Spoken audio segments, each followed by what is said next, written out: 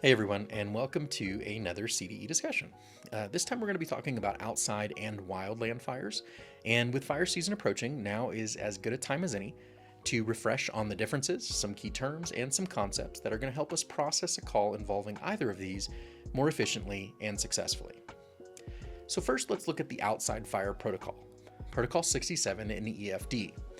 While an outside fire can present in many ways, there are a couple of distinctions that are helpful knowledge for first responders and are going to have an impact on the determinant and possibly the response. This is the distinction between large and small. A large outside fire is described as a landfill, a tire dump, a recycling yard, just to name a few, while a small outside fire is defined as a dumpster or a barbecue pit, for example. But something to note is that if the caller is struggling to determine the size of the fire, asking them to relate it to a familiar size area can often be helpful. If the fire is larger than a football field, it can provide the needed information to prioritize the call correctly. Also, rule number 1 on Protocol 67 will state that the determination of whether a fire is threatening a building or structure, it should be based on the caller's judgment.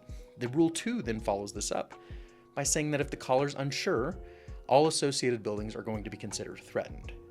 There are a few other rules to consider in Protocol 67 and more definitions as to what constitutes a small and a large fire, and you should take some time to review these, as well as any pertinent policies and procedures your agency may have regarding the processing of an outside fire.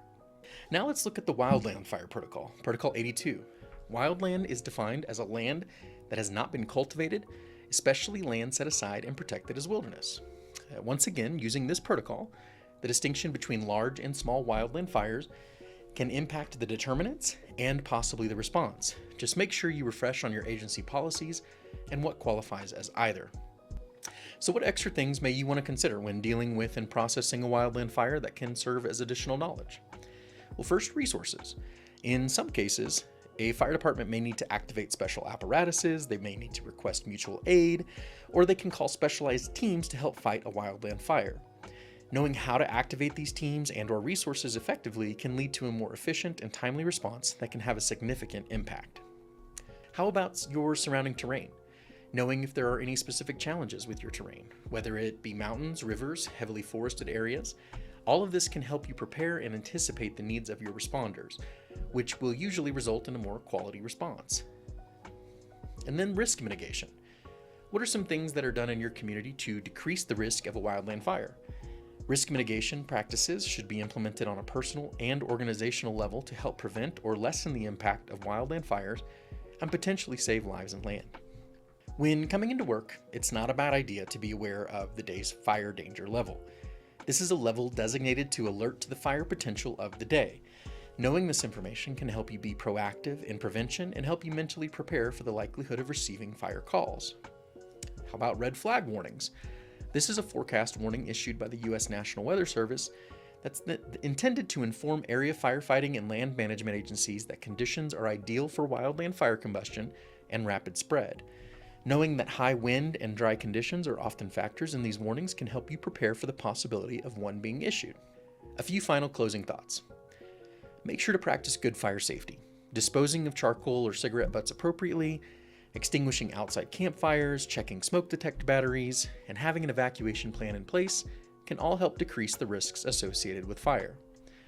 Being aware of any warnings in place or the fire danger levels can help you prepare for any dangers that may be present. Signing up for alert programs in your area can help you stay aware when you aren't at work or might not be able to check. Evacuation notices are often sent out via cell phones through service providers to inform the public at large. And all of these things together can help improve our odds of prevention of wildland and outdoor fires. However, if one does occur, familiarizing yourself with both the outdoor and wildland protocols in EFD is key to efficient and proper call processing that will help lead to the best possible outcome. Thank you guys, as always, for spending some time with me today and reviewing both of these protocols. Make sure to subscribe to our YouTube channel.